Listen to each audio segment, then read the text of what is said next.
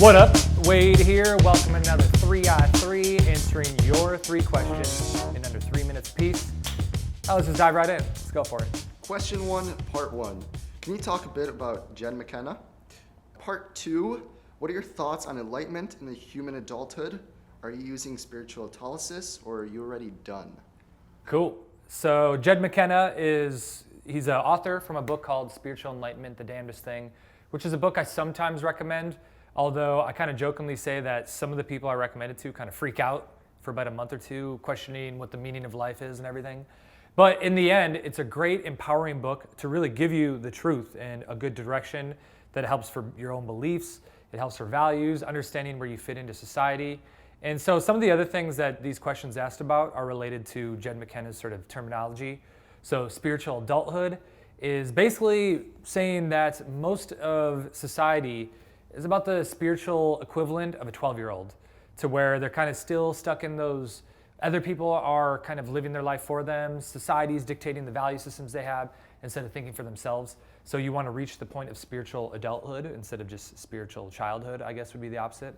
And spiritual autolysis is one way that you can reach spiritual adulthood, is what Jed McKenna talks about, where you get super introspective. And he says it's a 2-year process where you fall into the slippery slope of reading every self-help book out there and every spiritual book and Buddhism and Zen and all this crazy stuff, leading to the point where you're just done. And I would say that it's interesting. When I read that, I thought this was some weird spiritual woo-woo stuff. But if I actually look at myself, right when I found all these Jed McKenna books, I completely dove in to all, like, I love Ken Wilber, American Philosopher, he's awesome. All the, like, Albert Camus, there's my good French there, The Fall of the Stranger, all those books, and getting all into the existential realm, reading the Bhagavad Gita, and even reading, like, religious texts of Christian, Jewish, all these things, thinking, what is the meaning? What is going on here? And at some point, I did really get to this point where I noticed, oh, I am just here in the world of duality. There's a costume that I'm choosing to wear here, which is me setting things up and creating values and beliefs for me to get everything I wanted out of life, is the really, really, really short version of that. And I would say, if I think about it, I'm kind of done.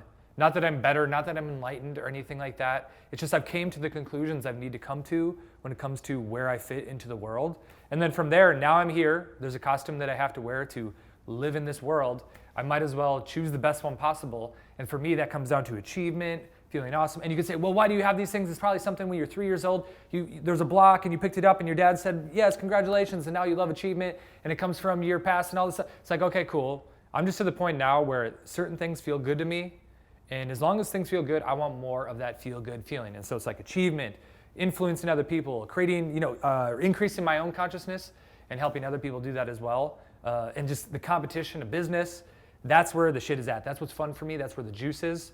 And always making sure to every so often check back in and say, okay, this stems from that core spiritual sort of truth, which only comes from, that deep down inner game thing to start. But like I said, I'm not really there most of the time. Boom, just hit it.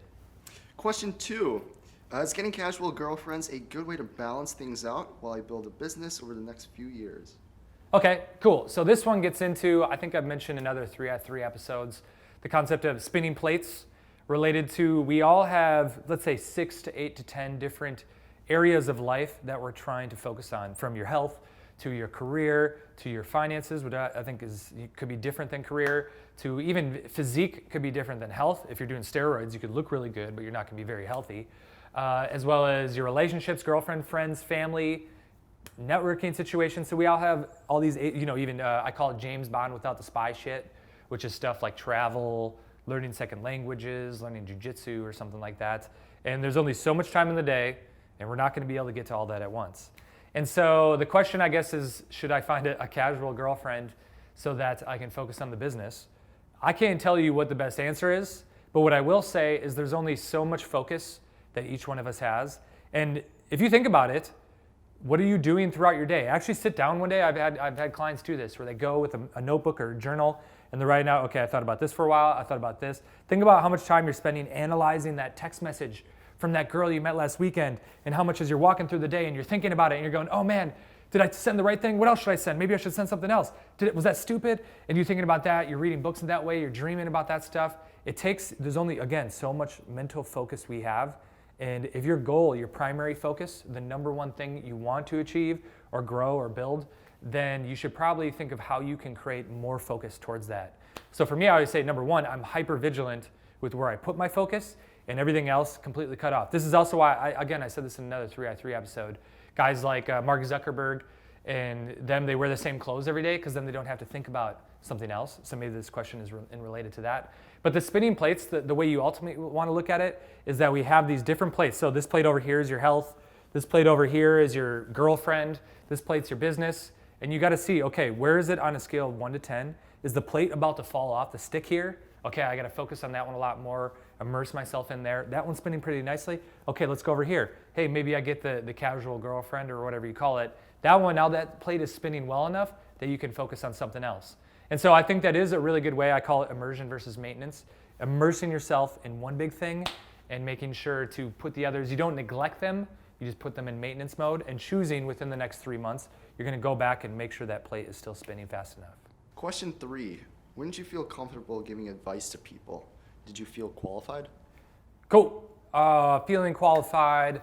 I guess this is in the realm of, on some level, you're a consultant or something. Although I think on some level we all kind of are, whatever our expertise is, we want to have some sort of, like even if you're a painter, you want to have an email list and you're telling them, hey, here's the best paint processes to keep them updated so you can create a longer lifetime value there. But I guess related to, for me specifically, starting off as a dating coach, there the credibility was pretty obvious because I had the results going into it and I had the backing of a pretty big company that there was a lot of just authority related to that. So that really quickly, that didn't mean all of a sudden on camera I was perfect. And actually looking back then, I had way more doubt. At the time I'm like, man, I'm so fucking strong with this shit. Like I'm so good. And now I look back and I'm like, damn, those videos were boring.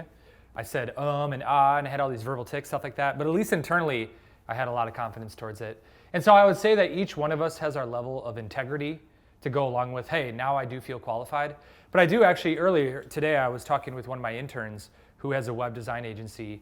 And he, as an intern, you go through this training process where everyone learns. We have a bunch of different sort of manuals and processes that they go through to get the training up to speed, whatever area. He's on the production side of things because he's got the web design agency. And so he was saying that he had watched some videos about marketing that I had, and all of a sudden he's like, oh my God, I took notes on it. 5 minutes later, I was on the phone with one of my clients, and I used the stuff I literally had learned 5 minutes ago. Is that cool? Is that all right? And I said, dude, it's cliche, but it really comes down to the classic marketing thing where they say, in the land of the blind, where everyone's blind, the one-eyed man is king.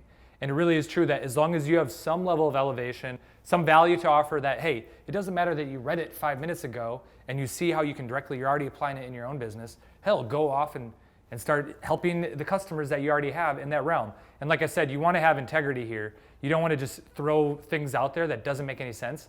For him, he saw how immediately he could integrate that in his own life, as well as integrate it into the service he's giving his customers. So that's why it makes perfect sense. But if you're just watching some video and then you're like, yeah, like I said before, the spinning plates, and then all of a sudden you get on YouTube and you're like, yeah, you need to learn the spinning plates. It's like, dude, I've worked with hundreds of clients in Lifestyle Academy courses, inside the syndicate, to know that feedback, that comes from coaching. That just doesn't come from me sitting around armchair theorizing, going, that spinning plates thing, immersion versus maintenance, that sounds really cool. I would say if you applied it to your own life, that's a great start, but also get some feedback, start working with some people, and then you're gonna have the confidence and true credibility because you see that it works after working with people, and then you can throw it out there to the masses. Boom, there you go, another 3i3. Head on over to 3impact.com. We got a bunch of new podcasts up over there, as well as if you're interested in joining the syndicate, there's a little join now button, boop, up on 3impact.com, and put your comments below. I love answering these questions. Answer all your questions. Well, just throw them in there and I'll get to them sooner or later. That's pretty much it for the week. As always, enjoy.